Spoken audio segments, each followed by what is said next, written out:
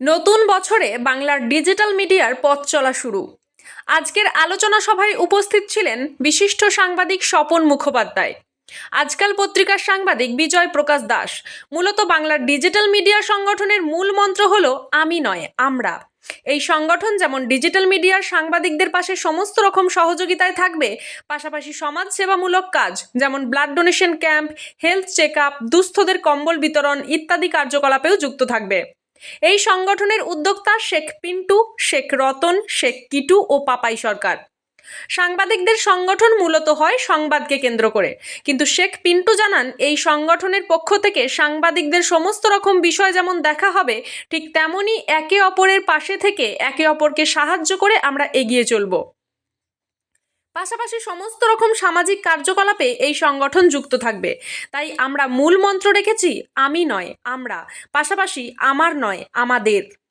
এই আলোচনা সভায় বর্ধমান জেলা সহ পাশাপাশি বাঁকুড়া, বীরভূম, নদিয়া, মুর্শিদাবাদ, হুগলি জেলার ডিজিটাল মিডিয়ার সাংবাদিকরাও এসে উপস্থিত ছিলেন। আরও একজন প্রতিনিধি শেখ রতন বলেন, এই সংগঠনকে আমরা আগামী দিনে 500 থেকে 600 জনের সদস্য সংখ্যায় নিয়ে গিয়ে পৌঁছাবো। আগামী 1 মাসের মধ্যে আমরা একটি ব্লাড ডোনেশন ক্যাম্পের ব্যবস্থা করছি। বর্তমানে রক্ত সংকট মেটাতে এটি আমাদের আরেকটা উদ্যোগ, যাতে কোনো রোগী রক্তের অভাবে মারা না যায়।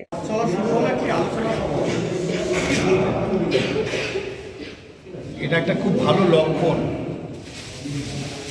একটা ডিজিটাল মিডিয়া আবার সংগঠন আত্মপ্রকাশ করলো।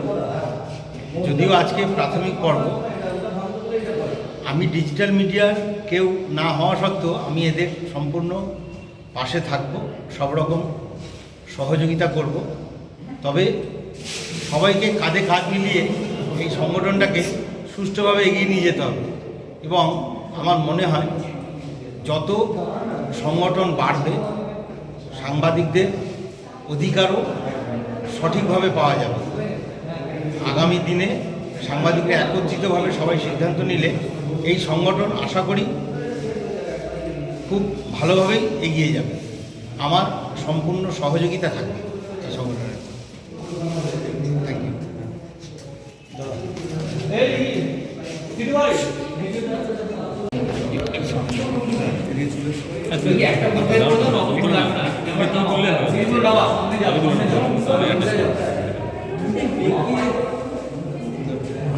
দাদা, বাংলা ডিজিটাল মিডিয়া আজকে আলোচনা সভায় বিশেষ অতিথি হিসাবে আপনারা ছিলেন, কি বলবেন? বাংলা ডিজিটাল মিডিয়া আজ থেকে পথ চলা শুরু করলো এবং সে পিন্টুর উদ্যোগে এই ডিজিটাল মিডিয়ার উৎপত্তি হলো। এই জন্য পিন্টুকে যথেষ্ট ধন্যবাদ জানাই এবং আশা করি বাংলা ডিজিটাল মিডিয়াই একমাত্র বর্ধমানে ডিজিটাল মিডিয়া হিসাবে নাম করবে।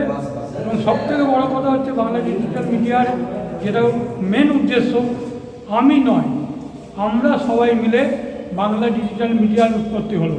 এবং এই বাংলা ডিজিটাল মিডিয়ার সমস্ত সাংবাদিক বন্ধুদের বলবো যারা ডিজিটালে আসে তারা সবাই এসে এখানে জয়েন করুক এবং একত্রিতভাবে এই ডিজিটাল মিডিয়ার উন্নতি সাধন করুক, এই আশা রেখে আমি আজকে বক্তব্য শেষ করি। বাংলা ডিজিটাল মিডিয়া আজকে ঘোষণা করা হলো 1 মাসের মধ্যে একটা ব্লাড ডোনেশন ক্যাম্প হবে বাংলা ডিজিটাল মিডিয়ার পক্ষ থেকে, কীভাবে দেখছেন?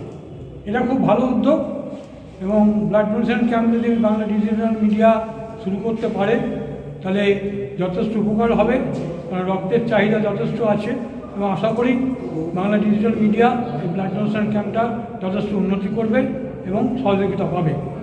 এবং আরেকটা কথা বলে দিই আমি এর সঙ্গে, বাংলা ডিজিটাল মিডিয়ার একটা জিনিস উঠে এসছে কর্মশালা। খুব শীঘ্রই একটা কর্মশালাও করা হবে যেখানে সমস্ত ডিজিটাল মিডিয়ার প্রিন্ট মিডিয়ার সব সাংবাদিকরা সেই কর্মশালায় অংশগ্রহণ করবে, করে যতটুকু জানার চেষ্টা করবে।